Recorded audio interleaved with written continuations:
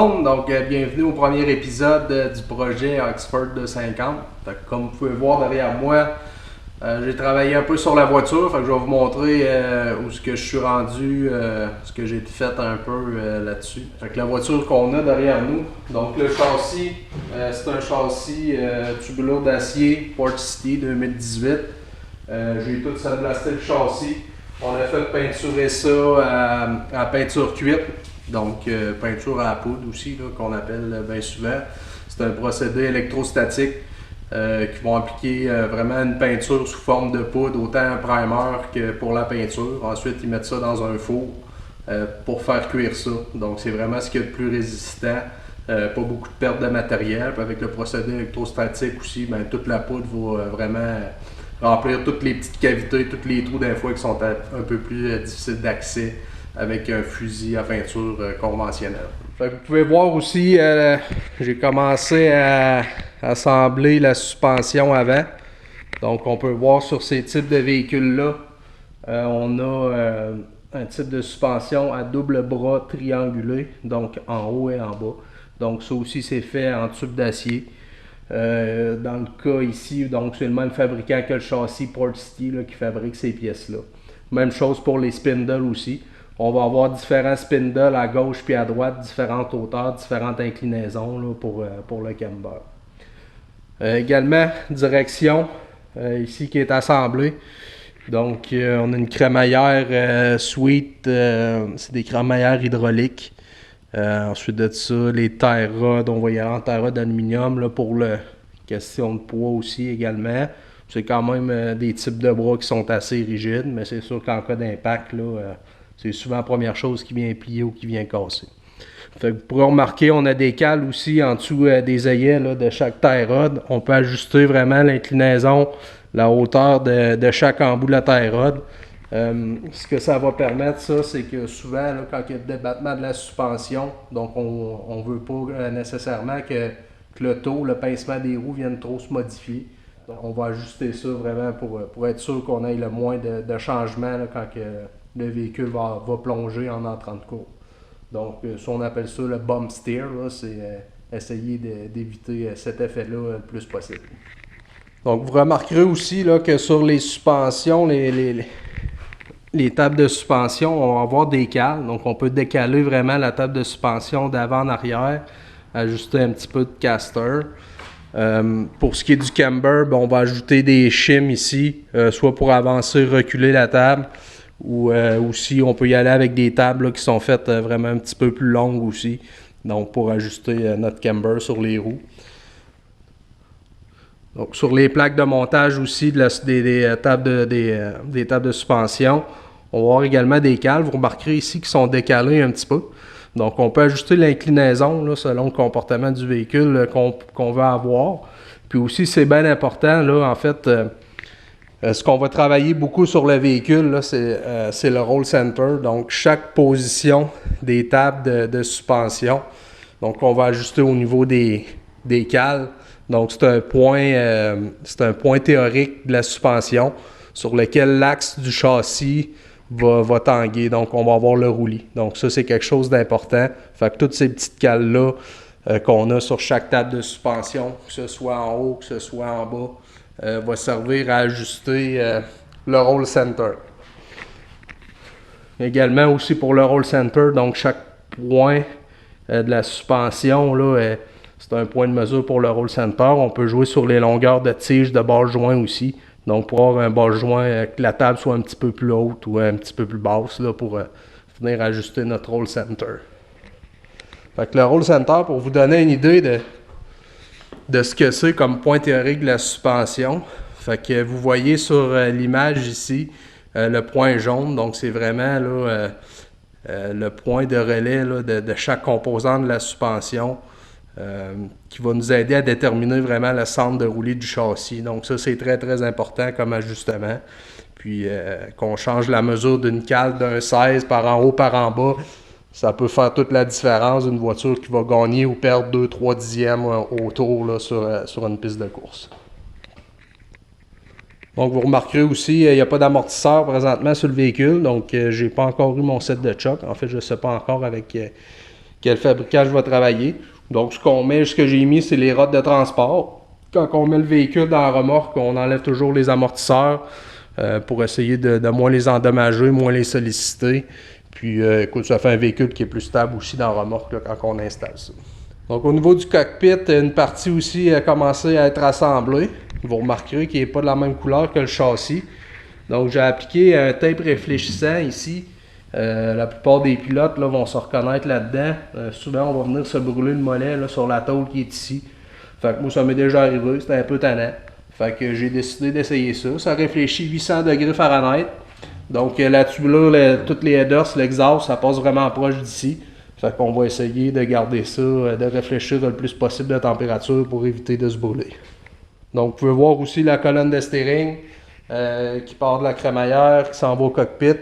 Puis dans le cockpit, ici, on va avoir une colonne de steering qui est rétractable. Donc, ça nous permet d'ajuster, la position du pilote. Puis deux, aussi, en cas d'impact, vraiment, l'énergie ne se transmettra pas au pilote. Là, elle va être vraiment absorbée ici dans la section qui est rétractable. Pédale d'accélérateur aussi, type d'étrier, c'est tout un assemblage mécanique là, pour se rendre au carburateur. Donc, un coup que le moteur va être installé, on va pouvoir voir un peu plus de quoi ça a l'air. Ensemble de pédaliers pour les freins. Fait que vous remarquerez qu'on a 2 mètres cylindres de frein, donc un système pour l'avant, pour l'arrière. Puis on a également là, le petit câble bleu avec une manette ici. Donc ça, c'est une manette là, qu'on va installer dans le cockpit, là, accessible au pilote. Ça va nous permettre de venir ajuster la répartition du freinage là, de l'automobile. Donc ça, c'est bien pratique aussi. Pédale ensuite de ça pour l'embrayage, un embrayage hydraulique. Donc vous pouvez remarquer ici les 2 mètres cylindres de frein. Donc on en a un pour le système avant, un pour le système arrière. Donc vous remarquerez aussi les réservoirs pour les mètres cylindres de frein qui sont un petit peu surélevés. Fait que ça va nous aider aussi, surtout pour la purge des freins. Donc qu'on va pouvoir faire ça par gravité. Ensuite de ça, dans le cockpit, j'ai commencé à installer quelques tôles pour l'intérieur. Donc ça, on va le laisser quand même dégager là, pour le temps qu'il reste le filage à passer, un petit peu de tuyauterie aussi.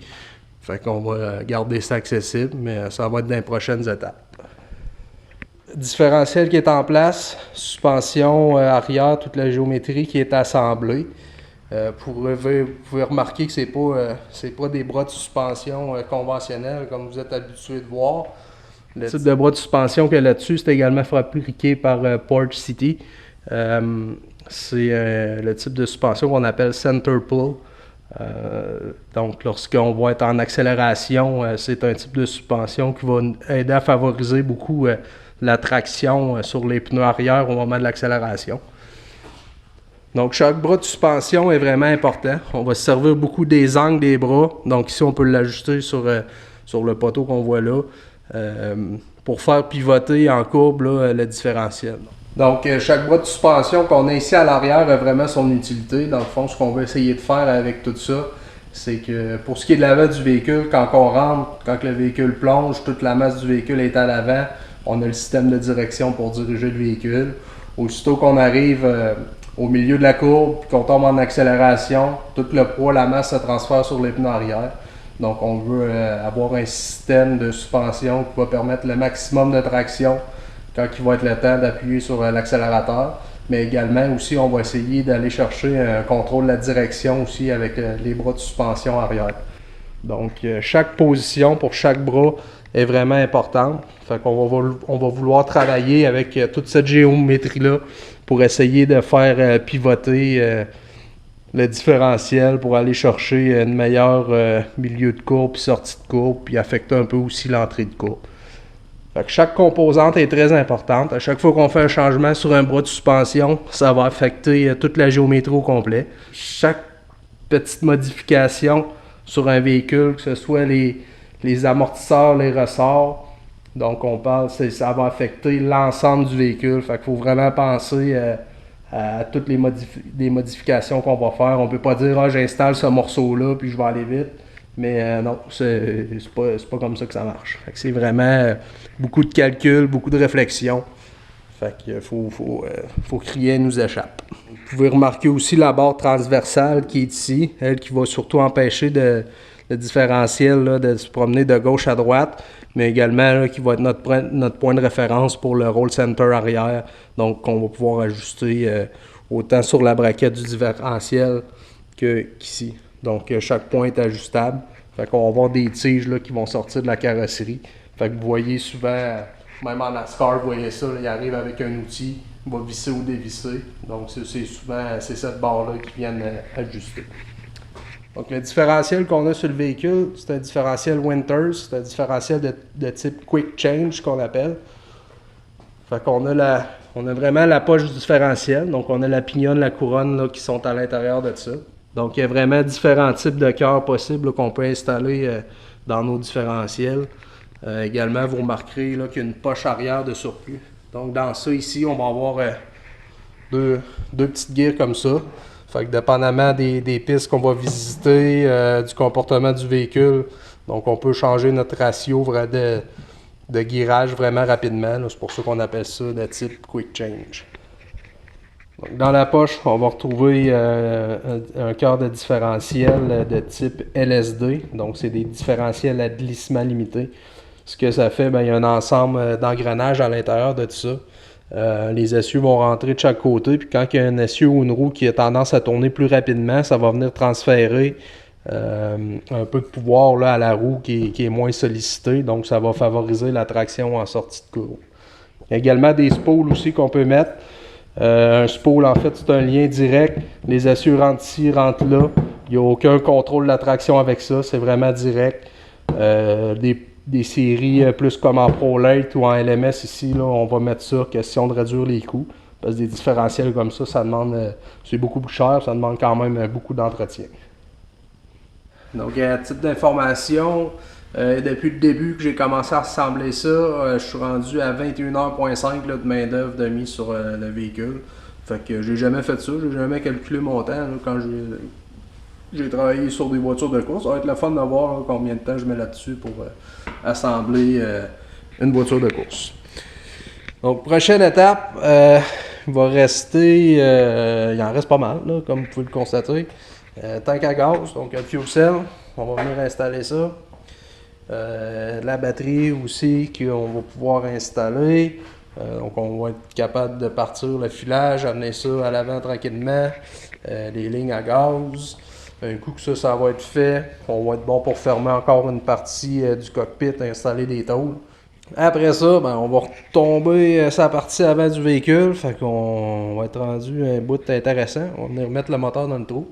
Fait que le moteur qui est juste là. Prochain épisode, il y a des bonnes chances qu'on parle pas mal du moteur. Il y a quand même beaucoup d'informations que je peux vous transmettre là-dessus. On a des vidéos sur le dyno aussi de ça. Fait qu'on va être rendu là. J'attends ma transmission aussi, clutch, bell housing. Fait qu'on va tout poser ça sur le moteur avant de mettre ça dans le trou. Les tôles intérieures qui sont là, qui restent à être installées. Il va nous rester radiateur, ça va être plus vers la fin. Soit bord avant, soit bord 3 pièces. Les cadrans à l'intérieur, le filage, kit de feu, carburateur qui est là. Les étriers aussi, on va être bon pour installer. On va être dû pour un petit nettoyage. Les hubs dans l'arrière, les hubs dans l'avant, quelques différences, on va regarder ça ensemble. Fait que ça ressemble à ça pour le premier épisode, j'espère que vous avez aimé ça. Si vous avez des questions, là, gênez-vous pas à me les poser, j'y répondrai soit dans une autre capsule vidéo, sur les réseaux sociaux, donc il y a notre page Facebook, sur Instagram aussi, TeamSummum43, Projet Oxford 250, bien sûr notre chaîne YouTube également, vous pouvez nous envoyer des commentaires là-dessus ou m'écrire en privé, ça va me faire plaisir d'y répondre. Créer une interaction avec vous aussi, ça va être le fun. Fait que merci d'avoir été là, j'espère que vous avez aimé ça. Puis on se dit à la prochaine. Salut, bye!